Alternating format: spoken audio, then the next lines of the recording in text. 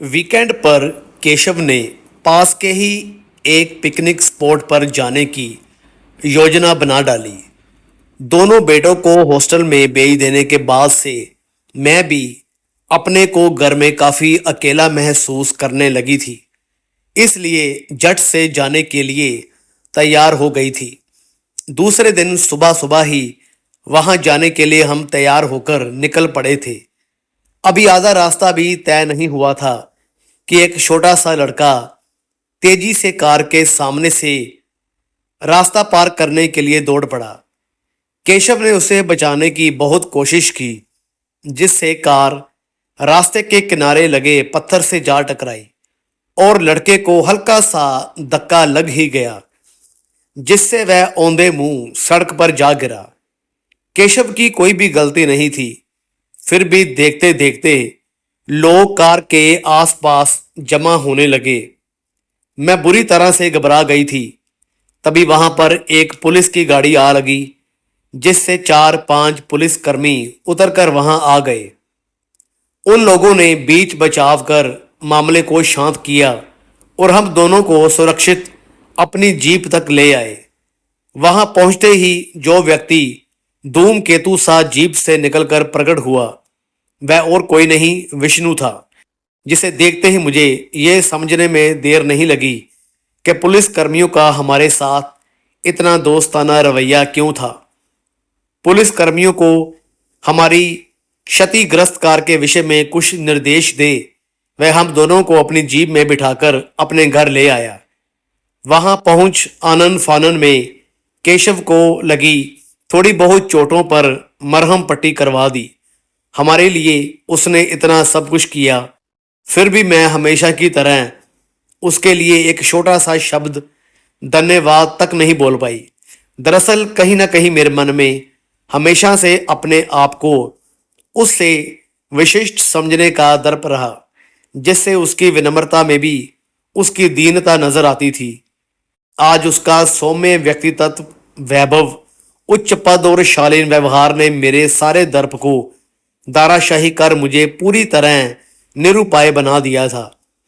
उस पर उसके सांवले चेहरे पर जड़ी दो आंखों के मूक उपालंब बेचैन किए हुए था। तभी वहां उसकी पत्नी रेवा और उसका गोल मटोल सा बेटा अनंत भी आ गया था। रेवा का सुंदर मुखड़ा, आकर्षक व्यक्तित्व और विनम्र व्यवहार ने मेरे रहे सहे दर्प को भी चूर चूर कर दिया। रेवा एक डॉक्टर थी जो पास के ही एक हॉस्पिटल में काम करती थी, फिर भी उसने हमारे आतिथ्य में कोई भी कमी नहीं छोड़ी थी। रेवा के सामने मैं खुद को काफी बौना महसूस कर रही थी।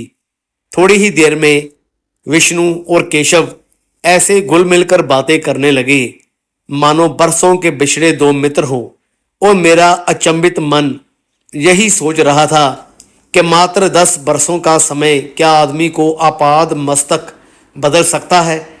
कभी घिसे बदरंग कपड़े और पैबंद लगे जूते पहनने वाला विष्णु पुलिस की वर्दी में काफी स्मार्ट लग रहा था। पुलिस की ट्रेनिंग ने ठोक पीट कर उसके श्यामल चेहरे को पौरुष के तेज से दीप्त कर उसके व्यक्तित्व को एक नया आयाम दिया था। जब रेवा किसी काम से उठकर अंदर चली गई तो भारी बोझ लिए मेरा मन उद्देश्यहीन यहां वहां भटकता शहर मुजफ्फरपुर के उस मकान में जा पहुंचा, जिसके पड़ोस में मेरी सबसे अच्छी दोस्त नेहा रहती थी। विष्णु नेहा के ताऊजी की इकलौती संतान था। उसके माता पिता गांव में ही रहकर खेती बाड़ी का काम देखते थे और विष्णु गांव से ही 10वीं की परीक्षा पास करने के बाद आगे की पढ़ाई के लिए शहर में रह रहे अपने चाचा आदित्य बाबू के पास आ गया था। लेकिन उस घर में उसकी चिंता करने वाला कोई नहीं था। बस 2 जून खाना और रहने की जगह भर मिल गई थी, जिसकी एवज में आटा पिसवाना, बिजली का बिल जमा करवाना जैसे कई काम उसे सौंप दिए गए थे। ऐसी दुर्अवस्था में भी उसने अपना आत्मसम्मान नहीं खोया था। यहाँ वहाँ ट्यूशन कर अपनी पढ़ाई के लिए पैसे इकट्ठे कर लेता था।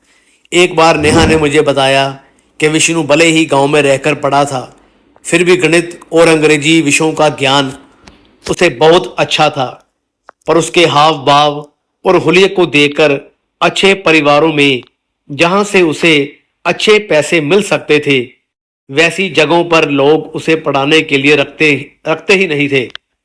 तब ना जाने क्यों मेरे अंदर उसकी मदद करने का जज्बा सा उमड़ा था, और मां को समझा बुझाकर मैंने अपने दोनों छोटे भाइयों सोनू और मोनू को पढ़ाने का काम उसे दिलवा दिया था।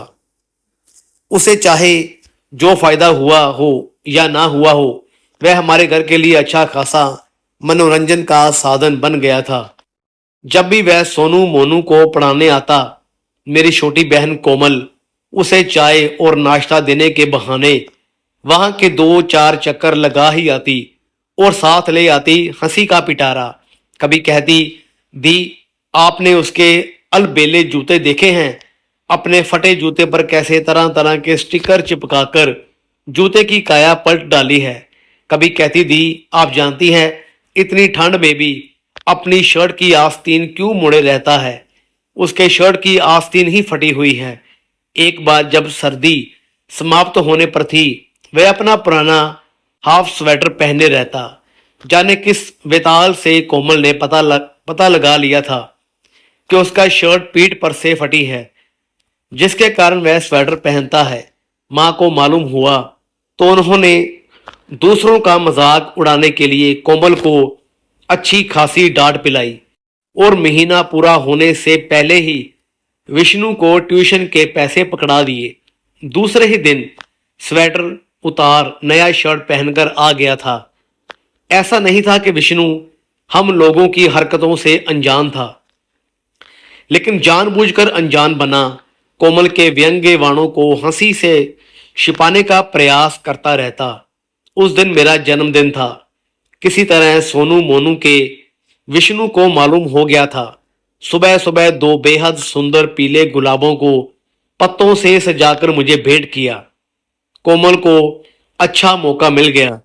उसके जाते ही शुरू हो गई, दी एक बात कहूं, इतने सुंदर फूल खरीदने की तो इसकी हैसियत नहीं है। जाने किस बाग का नगीना चुरा लाया है। मेरे डांटने का भी उस पर कोई असर नहीं होता।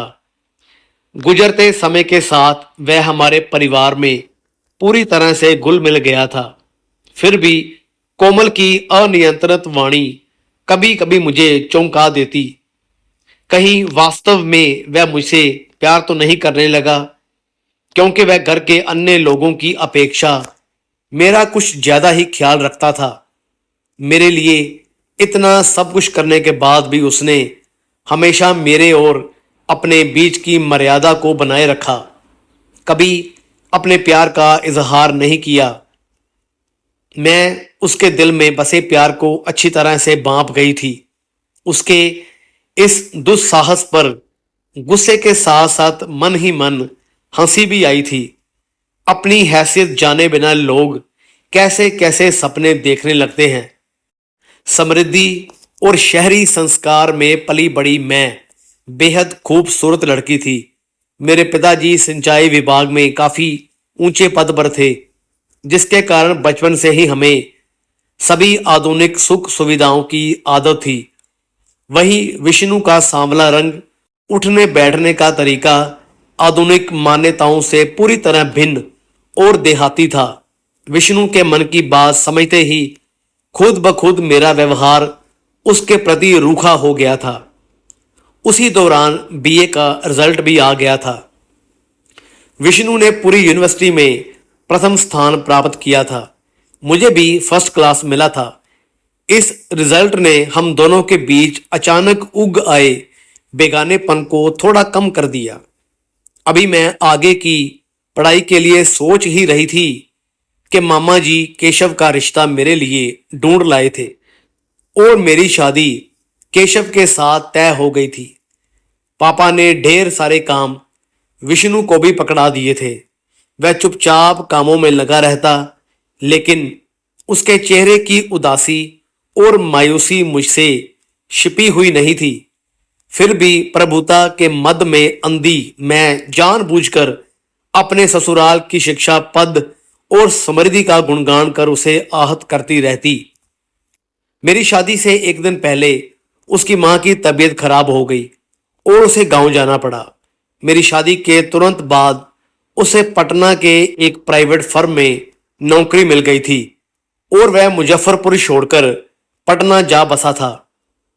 देखते देखते 2 वर्ष गुजर गए। एक दिन अचानक कोमल का फोन आया, दी एक खुशखबरी है, वह road Romeo Vishnu IPS officer बन गया है। उसकी इस आशातीत सफलता पर खुश होने के बदले मुझे एक तमाचा सा लगा, क्योंकि मैंने हमेशा उसे अपने से कम तरीन समझा। इसलिए खुश होने के बदले उद्रिन मन से व्यंग्यवाण ही निकले। तभी रेवा की आवाज ने मुझे चौंका दिया था। वह मेरी तरफ चाय का प्याला बढ़ाते हुए बोली, विष्णु आपकी जितनी तारीफ करते थे आप उससे कहीं ज्यादा अच्छी हैं। बिना वजह बड़ाई करना तो विष्णु की आदत में शुमार है। मेरी इतनी सी बात ने रेवा को बोलने का सूत्र थमा दिया। आपकी इस बात से मैं पूरी तरह सहमत हूं। विष्णु का स्वभाव ही ऐसा है जिन्हें दूसरों में सिर्फ गुण ही दिखाई देते हैं। वह किसी के लिए दिल में कोई भी शिकवा नहीं रखते। माता पिता से भी इनका लगाव अद्भुत है। हर रिश्ते को मान देने वाला, निश्चल और दूसरों की मदद करने वाले इंसान की पत्नी कभी दुखी हो ही नहीं सकती है। यही सोच मुझे इनके करीब लाई। हम दोनों अलग अलग वातावरण में पले बढ़े, अलग अलग स्वभाव के भी हैं, फिर भी ऐसी ही कुछ बातें बहुत खास थी जो हम दोनों में समान थी, जिससे हमने शादी कर ली। मैं आज फख्र से कह सकती हूं कि हम दोनों का यह फैसला पूरी तरह सही था। रेवा की बातों से मेरी खामोशी और भी गहरा गई थी। एक अजीब सी शून्यता मेरे दिलो दिमाग में भरने लगी थी। तभी हमारी कार बनकर आ गई थी। हम दोनों ने वहां से विदा ली। गाड़ी में बैठने से पहले मैंने मुड़कर देखा। विष्णु से मेरी आंखें टकरा गई। उसकी सरल, शंकाहीन, निर्दोष आंखों से मैं आंखें मिला नहीं पाई। मैंने जो श्रेष्ठता की एक लकीर खींची थी, उसके सामने एक बड़ी लकीर खींचकर खुद ब खुद मुझे छोटा बना दिया था। विष्णु का सांवला रंग, उठने बैठने का तरीका आधुनिक मान्यताओं से पूरी तरह भिन्न था। साथ ही देहाती, संस्कारग्रस्त तन मन और अभावग्रस्त कम पढ़े लिखे माता पिता की संतान होने के कारण वह अभावों में ही पला बड़ा था। तो दोस्तों, कैसी लगी आपको ये कहानी? वीडियो अच्छी लगी हो तो लाइक करें, शेयर करें, चैनल पर नए हैं तो सब्सक्राइब करें। धन्यवाद।